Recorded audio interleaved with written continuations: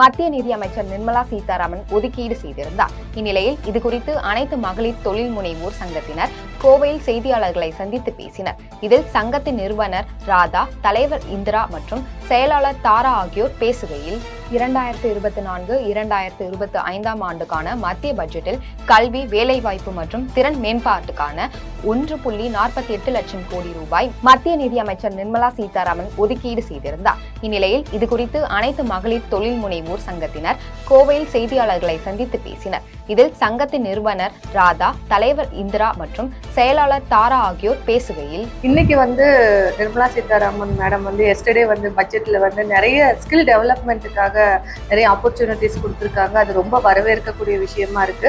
கடந்த ஆண்டு நாங்கள் நிர்மலா சீதாராமன் மேடத்தை நாங்கள் டைரக்டாக மீட் பண்ணுறப்போ இதுக்கான நாங்கள் கோரிக்கைகள் கொடுத்துருந்தோம். அது இந்த ஆண்டு எங்களுக்கு அது ரொம்ப அழகாக எங்களுக்கு சப்போர்ட் பண்ணி கொடுத்துருக்காங்க. அதுக்கு எங்கள் அசோசியேஷன் சார்பாக நாங்கள் நன்றியை தெரிவிச்சுக்கிறோம்.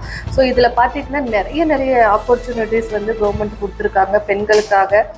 கவர்மெண்ட் ஸ்கில் ட்ரைனிங்ல அதிக அளவு நாங்கள் கான்சன்ட்ரேஷன் பண்றதுனால மேடம் இந்த பண ஒதுக்கீடு 1.45 லட்சம் கோடி ஒதுக்கீடு ஸ்கில் ட்ரைனிங் கொடுத்துருக்காங்க.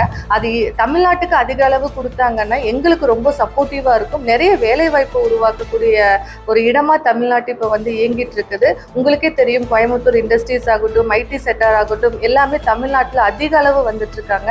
ஸோ அந்த ஆப்பர்ச்சுனிட்டி தமிழ்நாட்டில் அதிகம் இருக்கிறதுனால எங்களுக்கு அதிக அளவு இந்த வாய்ப்புகள் கொடுத்தாங்க அப்படின்னா ரொம்ப சந்தோஷமா இருக்கு.